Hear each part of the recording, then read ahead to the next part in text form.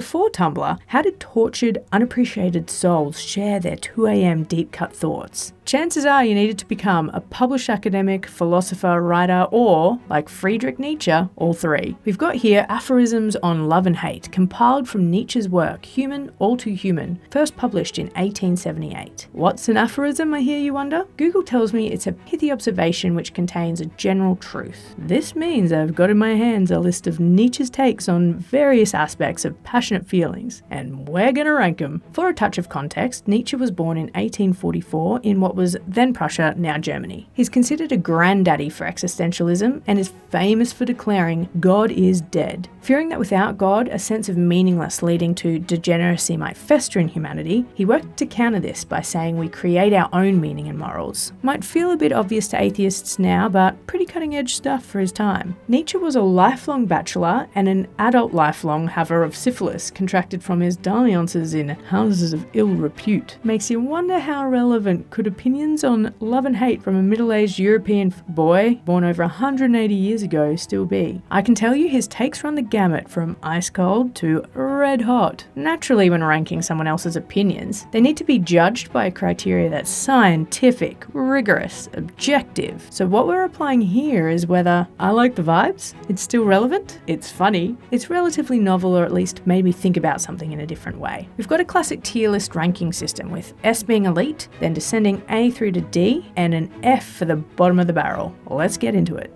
Lack of intimacy. Sleep with your friends was the first thought I had when reading this one. I knew it wasn't right, but it made me giggle. I think what it's saying is you've got to let your friends in. If you stonewall them, then they're having to call you out on it. And this friction can spell the end of a friendship. Don't let this happen. It's actually good advice. A tier.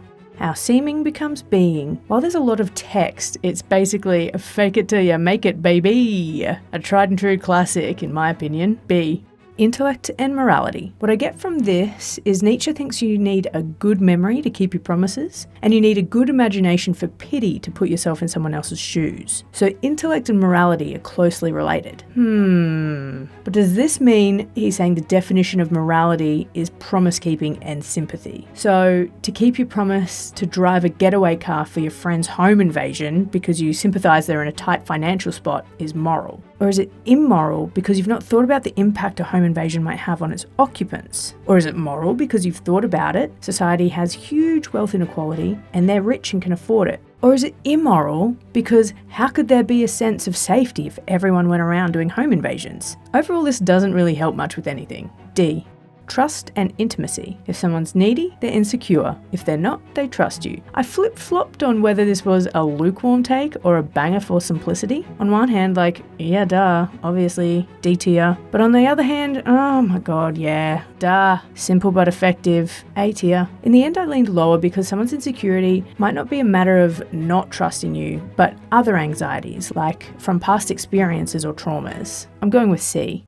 Gratitude and revenge. Nietzsche thinks if you don't give thanks for doing a good deed, you're weak. If someone does a good deed for you, they've demonstrated a vulnerability for needing their help. Showing gratitude goes away towards revenging this exploitation of weakness. I agree as a rule, thanks should generally be given for help. But I think this is a crap take. Sure, you can do favours to help someone out, though you've probably experienced a good deed that's not based on needing help, like receiving a gift for no other reason than someone thought you'd like it. People can also do good things with the sole purpose of making you feel indebted, even though it's not something you wanted or asked for. In this scenario, I think not giving thanks is the way to present a position of strength. F tier.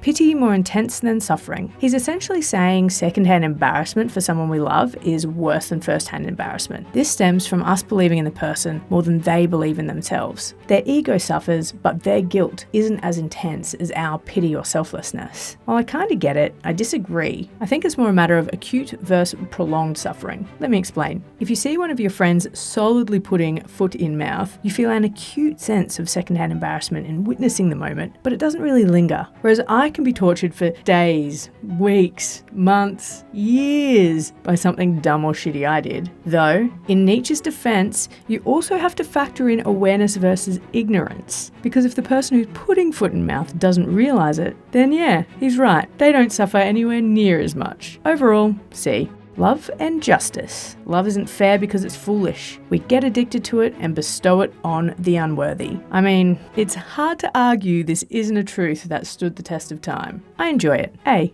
Morality as man's dividing himself. Big N reckons that wanting good things for others isn't selfless. It's driven by our own wants. We're just dividing the wants from ourselves and projecting them onto another person. This conjures up that idea of a parent pushing their child hard to reach the parent's own unfulfilled dreams. But that's something that's so widely recognised as unhealthy, it's a trope. I think we appreciate people have different concepts of what a good thing is. It's being happy they're happy, even if what's doing it for them wouldn't do it for us. Not yucking someone's yum. Don't like it, don't think it applies to a healthy person. D. Pleasure and social instinct. People enjoy hanging out. When we see others having a good time like us, it creates empathy, and common ground breeds sociability. Nice sentiment. Nothing controversial, nothing groundbreaking or particularly interesting. B. Next, we have a killer 1-2 combo. First, morality and the ordering of good, where what's considered decent and moral shifts with time. And second, cruel men as backward, where people who are cruel are relics of a past moral era. In Cruel Men as Backward, Nietzsche says, "In our brains, there must be grooves and bends which correspond to the backwards state of mind, just as there are said to be reminders of the fish state in the form of certain human organs." He's essentially calling cruel people unevolved. What a diss. Love it. That's an S tier in my eyes. Degree of moral inflammability unknown. If we see someone doing something shitty, we shouldn't judge because we don't know their circumstances. Yeah, it's good for tempering the intensity of judgment. At the same time, I think understanding circumstances is about appreciating the reason, but this shouldn't be used as an excuse for poor behaviour. C.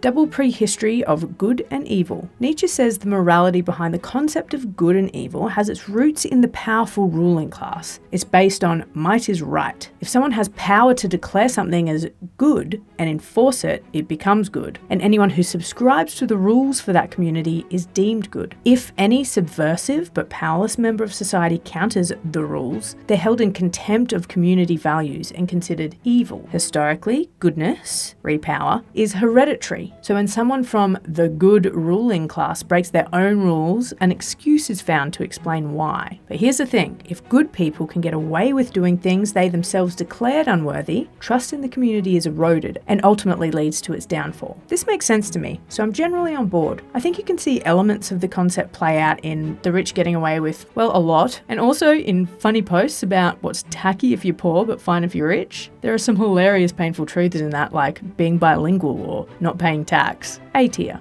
Twofold kind of equality. He says if you want equality, there are two ways to achieve it. Pull yourself up or pull others down. A good reminder to choose the uplifting path wherever possible. B.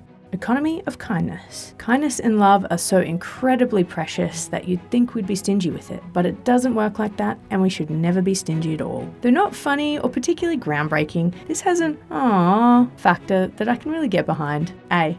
The honour of the person applied to the cause. Nietzsche says we can increase value of self or action by appealing to acts of love and sacrifice. In this way, the valiant army convinces us about the just cause for which they're fighting. This is legit, and a sometimes clumsy, sometimes super effective tactic used by governments and groups around the world today to justify horrendous actions. B.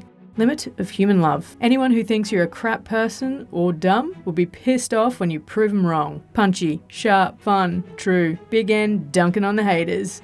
S tier. There's two here that I think are interrelated. Misunderstanding between sufferer and perpetrator, which says sometimes shitty acts aren't personal, the person just has a totally different perspective and didn't think about any impact on you. And malice is rare, which says people are generally too concerned with themselves to be malicious. With this combo, the thought is when somebody hurts you, don't default to believing it was intentional, because then you're assuming they've got the exact same values or priorities as you, and or they've thought about you and made a conscious decision to disregard you. While often points of friction occur when it's reasonable to assume values align, or you should be factored into a choice, remembering the saying, don't attribute to malice what can be attributed to stupidity, takes the sting out of the situation. Then, good communication and boundaries set any kind of relationship up for success. A combined A for these two. But this leads into reveling in revenge, which says people exaggerate the degree of insult so that they can revel in their feelings of hatred and revenge. But I think what this hits on is we have a natural bias towards our own experiences, rather than reveling in feelings of hatred and revenge. We tend to give more weight to the impact of something that's happened to us than we would if the same thing happened to another, and,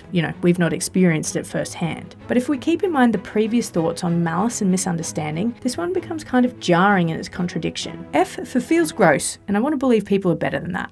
Secondary result. If you look for freedom through knowledge, the first result is knowledge. A secondary result is you'll lose your faults and vices along the way because nothing's more important than getting to the truth. I don't know. As someone who thoroughly enjoys a vice, such as partaking in a glass of whiskey or buying a lotto ticket, this feels kind of sterile, like an intellectual lobotomy. D.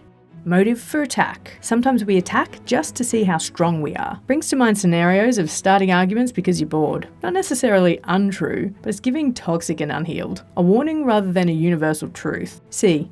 Judge not. Basically, Nietzsche's saying we shouldn't apply current moral standards retrospectively. I think it's important to be mindful of different societal norms when looking back at historical events. It might be too far to judge intent or that someone was evil if we do, but I think we can definitely use judgment to both assess where we're at today and agree certain things should never have been allowed to fly. Then there's situations where judgment is for sure justified, like looking back at people in positions of power who dismissed rampant sexual assault against women so men's futures wouldn't be impacted. I'm judging you. No amount of, oh well, it was what was done at the time, will reduce my anger when hearing things like that. D. Balance of friendship. If a relationship is out of whack, sometimes you gotta be an a-hole to bring it back into balance. This one sounds a bit dickish at first, though I think what it's getting at is have a backbone if you're getting taken advantage of. Naturally, there's ebbs and flows in relationship dynamics depending on what's going on. So sometimes one person is taking more and the other is giving, but you want long-term balance. When it tips too far one way, say enough is enough. Solid advice, and I find the a-hole-ish framing funny. It'll join the A's.